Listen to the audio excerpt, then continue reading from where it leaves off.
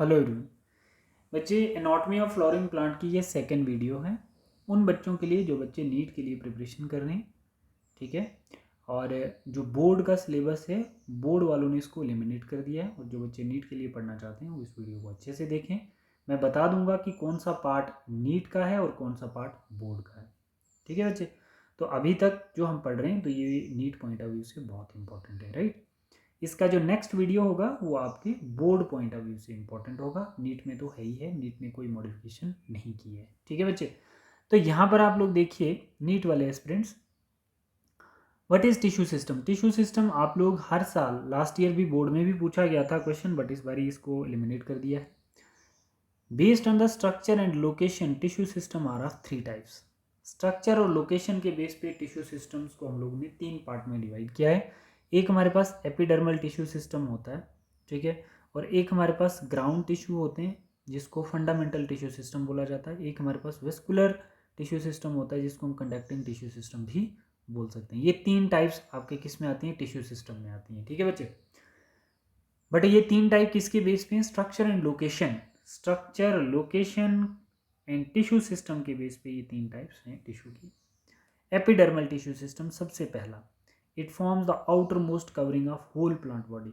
Epidermal tissue system जो होता है प्लांट की बॉडी में, जो आउटर कवरिंग होती है प्लांट बॉडी की, उसमें एपिडर्मल टिश्यू सिस्टम होता है। It comprise, epidermal tissue system में कौन कौन से सेल्स होते हैं, एपिडर्मल सेल्स होते हैं, स्टोमेटा एंड एपिडर्मल अपेंडेजेस जिसको हम ट्राइकोम्स एंड रूट हेयर्स बोल सकते हैं। ठीक है बच्चे। तो ये हमारे एपिडर्मल टिश्यू सिस्टम होते हैं। कौन कौन से, epidermal cells, stomata, epidermal appendages जिसको हम ट्राइकोम्स एंड हेयर्स बोल सकते हैं। ठीक है, जिनसे वाटर एब्जॉर्ब किया जाता है। ये एपिडर्मल टिश्यू सिस्टम है। जितना भी डार्क पार्ट होता है बच्चे उसको ध्यान रखना है ना, जो बोल्ड पार्ट होता है इसमें तो वो इंपॉर्टेंट होता है। एपिडर्मल सेल्स कौन से होते हैं, it is the outer most layer of primary plant body. Epidermis is usually single layered, important है ये नीट के लिए। एपिडर्मल सेल्स जो होते हैं वो कैसे होते हैं, सिंगल लेयर्ड होते हैं। It is made up of elongated compactly arranged parenchymatous cells. जो एपिडर्मल सेल्स होते हैं वो किससे बने होते हैं, पेरेन्काइमेटस सेल से बने होते हैं। ठीक है, with a small amount of cytoplasm, इनमें छोटा सा एक साइटोप्लाज्म होता है, lining the cells and walls, lining the cell walls and large vacuole. छोटा साइटोप्लाज्म और लार्ज वैक्यूल्स प्रेजेंट होगा। The outside of the epidermal cells is covered by the waxy thick layer that is known as cuticle। बहुत important है। ठीक है, epidermal cells के बाहर एक क्या होती है, वैक्सी थिक लेयर होती है जिसको हम क्यूटिकल कहते हैं। It prevent the loss of water. क्या करेगी ये बच्चे, वाटर लॉस को प्रिवेंट करती है। Cuticle is absent in roots, तो रूट्स में क्यूटिकल लेयर्स नहीं प्रेजेंट होती। ये भी नीट के लिए इंपॉर्टेंट है। क्यूटिकल लेयर्स सिर्फ एपिडर्मल सेल्स में प्रेजेंट होती है। ठीक है, बट जो रूट्स में एपिडर्मल सेल्स होते हैं उनमें क्यूटिकल लेयर्स एब्सेंट होती है। शूट वाले पार्ट में क्यूटिकल लेयर्स प्रेजेंट होती है। ठीक है बच्चे। अब देखो यहाँ पे हम लोग बात करेंगे एपिडर्मिस के बाद किसकी बात करेंगे, स्टोमेटा की बात करेंगे। अभी तक हम लोग एपिडर्मिस सेल्स देख रहे थे, अब हम लोग स्टोमेटल सेल्स देखेंगे। These are structure present in the epidermis of leaves। Epidermals, leaves के एपिडर्मल सरफेस पे कौन से सेल्स हैं, स्टोमेटल सेल्स हैं।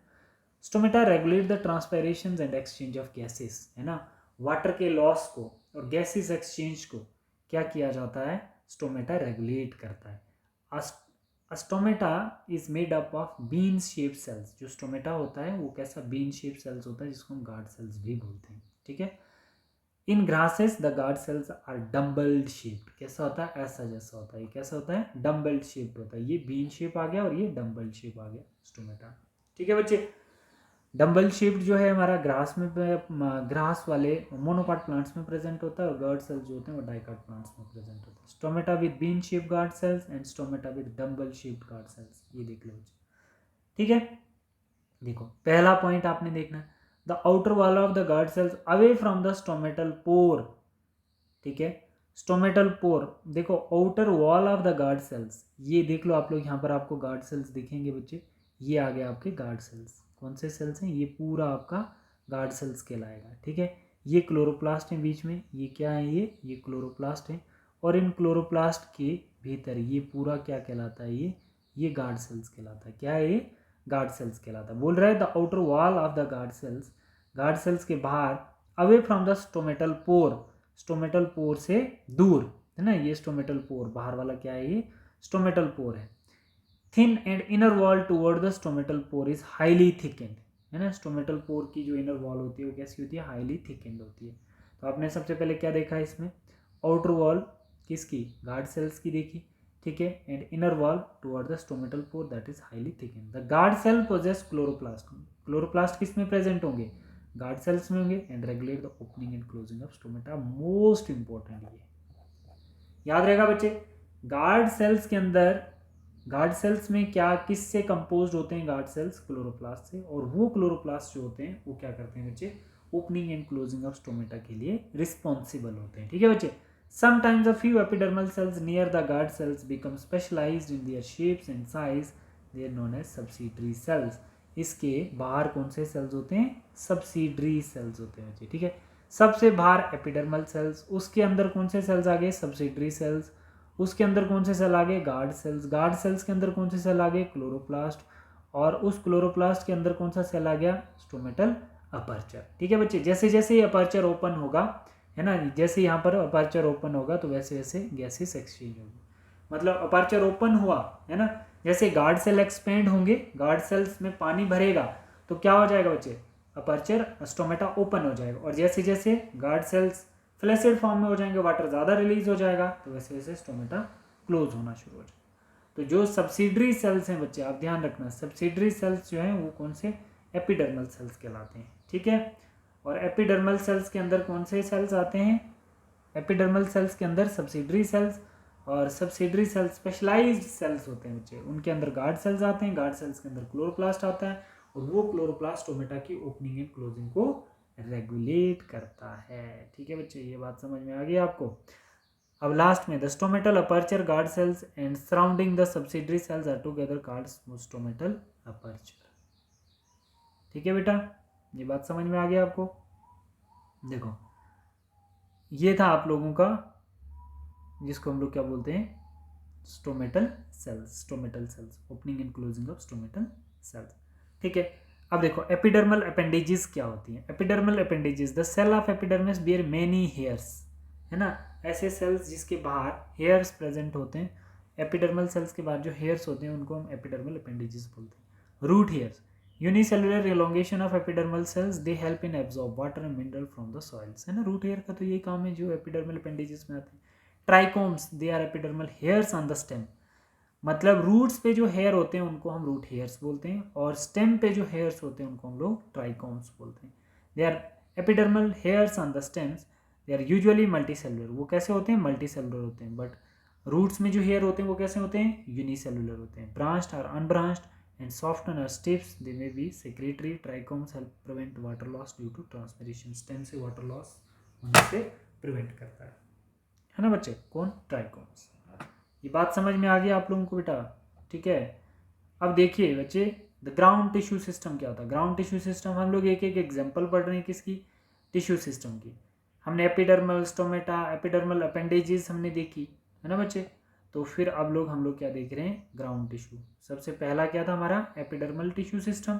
अब हम लोग क्या देख रहे हैं, ये हमने डिस्कस कर लिया, एपिडर्मल टिश्यू सिस्टम खत्म कर लिया। अब हम लोग देख रहे हैं ग्राउंड टिश्यू सिस्टम क्या होता है, जिसको फंडामेंटल टिश्यू सिस्टम भी कहते हैं। ग्राउंड टिश्यू सिस्टम में हम लोग देख रहे हैं epidermis, all tissue except epidermis and vascular bundle, इनको छोड़ के, है ना, एपिडर्मल सेल्स और वेस्कुलर बंडल्स, वेस्कुलर बंडल में जाइलम और फ्लोएम भी आते हैं बच्चे, कैम्बियम्स भी आता है, इनको छोड़ के जो बाकी रहता है उसको हम ग्राउंड टिश्यू सिस्टम बोलते हैं। It consist of simple tissue, parenchyma, collenchyma and sclerenchyma, इनको हम लोग क्या बोलते हैं, ग्राउंड टिश्यू सिस्टम बोलते हैं, ठीक है बच्चे। Parenchyma cells are present in cortex, pericycle, pith, medullary rays in the primary stems and roots, ठीक है। ये पेरिसाइकल, कॉर्टेक्स, मेडुलरी रेज, ये क्या है बच्चे, स्टेम्स और रूट्स में प्रेजेंट होते हैं, जो फूड स्टोर करने में हेल्प करते हैं, ठीक है। In leaves, the ground tissue consists of thin-walled chloroplast containing cells and called mesophils, ठीक है बच्चे। कौन से सेल्स प्रेजेंट होते हैं इनमें, mesophil सेल्स भी इन्वॉल्व होते हैं ग्राउंड टिश्यू सिस्टम्स में। थर्ड देखो, vascular tissue system, it consist of complex tissue, xylem and phloem. Vascular tissue system में क्या आएगा बच्चे, जाइलम और फ्लोएम आएंगे। Xylem and phloem together constitute vascular bundles, ठीक है। ये दोनों जो फंक्शन करते हैं उसको हम लोग क्या बोलते हैं, वेस्कुलर बंडल बोलते हैं। Based on the presence or absence of cambium, vascular bundle of two type. Xylem और फ्लोएम, देखो बच्चे ये आ गया, इसके बीच में क्या आ गया, वेस्कुलर कैम्बियम, ठीक है, और इधर क्या आएगा, जाइलम, और इधर क्या आ जाएगा, फ्लोएम आ जाएगा, ठीक है। तो इस पूरे को हम लोग क्या बोलते हैं, वेस्कुलर बंडल, और उसके बीच में एक लाइन जिसको हम कैम्बियम बोलते हैं। अब किसमें कैम्बियम है और किसमें कैम्बियम नहीं है, जो जाइलम और फ्लोएम को डिफ्रेंशिएट करता है, उसके बेस पे हम लोगों ने डिफ्रेंशिएट किया है किसको, based on the presence and absence of cambium vascular bundle is of two types. किस वेस्कुलर बंडल में कैम्बियम है और किस में नहीं है, उसके बेस पे हमने वेस्कुलर बंडल्स को डिवाइड किया है। ठीक है बच्चे, जैसे हमारे पास ओपन टाइप वेस्कुलर बंडल होता है और क्लोज टाइप वेस्कुलर बंडल होता है। ठीक है, ओपन टाइप वेस्कुलर बंडल में क्या है आप लोग देख सकते हैं, ओपन टाइप वेस्कुलर बंडल जो है, open type, in this cambium the present between xylem and phloem, in this cambium is present between xylem and phloem, so vascular bundles can form secondary xylems and phloem tissue that is known as dicotyledonous stem। जिसमें cambium present होगा उसको हम क्या बोलेंगे, open type vascular cambium. ठीक है बच्चों, वो किस में होगा, dicotyledonous stem. Close type, in this cambium is absent, अगर वेस्कुलर बंडल में कैम्बियम नहीं है तो उसको हम क्लोज टाइप वेस्कुलर बंडल बोलते हैं, hence they do not form secondary tissue that is known as monocotyledonous plants में क्लोज टाइप कैम्बियम प्रेजेंट होता है। ठीक है बच्चे, not from secondary tissue. Based on the arrangement of xylem and phloem vascular bundle are two types. Vascular bundles की arrangement के base पे हमने जाइलम और फ्लोएम को डिफ्रेंशिएट किया। देखो, एक होता है रेडियल टाइप, एक होता है conjoint type. Xylem and phloems are arranged in the alternate manner. ये आ गया हमारा जाइलम और ये आ गया हमारा फ्लोएम, ये आ गया हमारा पूरा वेस्कुलर सिस्टम है ना। सेल्स के अंदर जाइलम और फ्लोएम का जो अरेंजमेंट है उसके बेस पे हम लोगों ने किसको डिवाइड किया है, वेस्कुलर बंडल। एक होता है रेडियल टाइप और एक होता है कंजॉइंट टाइप। जैसे एक पार्टिकुलर सेल्स में क्या होगा, जाइलम और फ्लोएम अल्टरनेट मैनर में अरेंज होगा तो उसको हम रेडियल टाइप बोलेंगे। ऐसा किस में, रूट्स में देखने को मिलता है। Conjoint type, xylem and phloems are jointly situated at the same radius and vascular bundle scenes in the stems and leaves. Conjoint vascular bundle usually have phloem located only on the outer side of the xylems. देखो बच्चे, अब जो conjoint होता है, देख लो बेटा, ये आ गया रेडियल, आ गया अल्टरनेट मैनर में जाइलम और फ्लोएम प्रेजेंट होना। कंजॉइंट का मतलब होता है बच्चे, जैसे जाइलम अंदर आ गया और फ्लोएम बाहर आ गया। ठीक है, और कंजॉइंट क्लोज और कंजॉइंट ओपन। कंजॉइंट ओपन इसलिए क्योंकि बाहर फ्लोएम है, अंदर जाइलम है, बीच में कैम्बियम है, तो इसको क्या बोलेंगे, कंजॉइंट ओपन। और कंजॉइंट क्लोज का मतलब है क्या है, कैम्बियम है नहीं, अंदर जाइलम और बाहर फ्लोएम। तो ये पूरा क्या है, वेस्कुलर बंडल्स। होप सो कि सभी बच्चों को ये समझ में आ गया होगा रेडियल टाइप, कंजॉइंट टाइप क्या होता है।